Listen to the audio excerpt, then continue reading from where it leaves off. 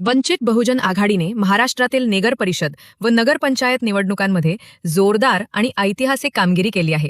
या यशाची ठोस सुरुवात अहमदनगर, अहिल्यानगर जिल्ह्यातील जामखेड येथून झाली असून ॲडव्होकेट अरुण जाधव आणि संगीता भालेराव यांच्या विजयाने वंचित बहुजन आघाडीच्या कमबॅकला अधिकृत प्रारंभ झाल्याचे मानले जात आहे।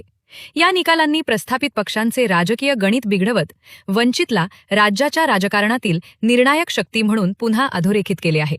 मुख्य प्रवाहातील अनेक माध्यमांनी वंचित बहुजन आघाडीच्या वाढत्या प्रभावाकडे जाणीवपूर्वक दुर्लक्ष केले असले तरी निवडणूक निकालानंतर राज्यात विविध ठिकाणी वंचितचा जल्लोष पाहायला मिळाला।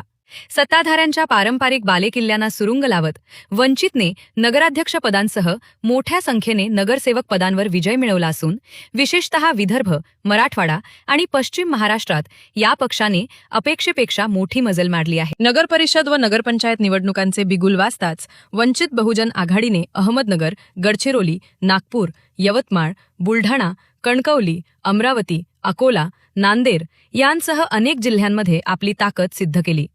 अमरावती जिल्ह्यातील चांदूर रेल्वे नगरपरिषदेत प्रियांका निलेश विश्वकर्मा यांची नगराध्यक्षपदी निवड झाली, तर अकोला जिल्ह्यातील बार्शी टाकळी येथे अधिकृत उमेदवार अख्तर खातून यांनी नगराध्यक्षपदावर विजय मिळवला।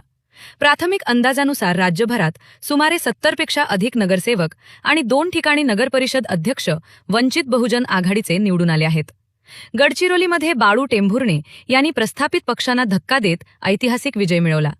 नांदेड जिल्ह्यातील कंधार येथे वैदू या भटक्या विमुक्त जमातीतील दिलीप संतराम देशमुख यांनी दणदणीत विजय मिळवत गेल्या 50 वर्षात वैदू समाजाचे पहिले नगरसेवक होण्याचा मान मिळवला आहे।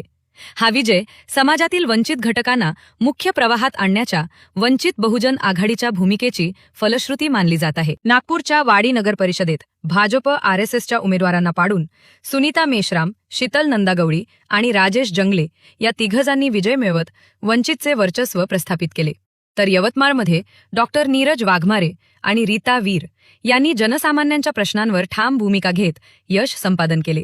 घाटंजी नगरपरिषद पोटनिवडणुकीत वंचित बहुजन आघाडीच्या उमेदवार पायल संघपाल कांबळे यांनी विजय प्राप्त केला। कणकवलीमध्ये लुकेश कांबळे विजयी झालेत। या निकालांवर प्रतिक्रिया देताना वंचित बहुजन आघाडीचे राष्ट्रीय अध्यक्ष ॲडव्होकेट प्रकाश आंबेडकर यांनी या विजयाला फुले शाहू आंबेडकरवादी विचारांचा आणि आरएसएसच्या राजकारणाला विरोध करणाऱ्या मतदारांचा कौल असल्याचे म्हटले। प्रस्थापित माध्यमांनी दुर्लक्ष केले असले तरी जनतेने वंचित बहुजन आघाडीला घराघरात पोहोचवले असून हा विजय कुणा एका नेत्याचा नसून तळागाळातील कार्यकर्त्यांचा असल्याचे त्यांनी स्पष्ट केले। महिला आघाडी, युवा आघाडी, सम्यक विद्यार्थी आंदोलन तसेच अहोरात्र मेहनत घेणाऱ्या युवा कार्यकर्त्यांमुळेच हे यश शक्य झाले असेही त्यांनी नमूद केले। एकूणच स्थानिक स्वराज्य संस्थांच्या या निकालांनी महाराष्ट्राच्या राजकारणात वंचित बहुजन आघाडीचे वाढते महत्त्व अधोरेखित केले असून आगामी काळात बहुजन समाजाच्या प्रश्नांवर आधारित पर्यायी राजकारण अधिक तीव्र होणार असल्याचे स्पष्ट संकेत या निवडणूक निकालांतून मिळत आहेत।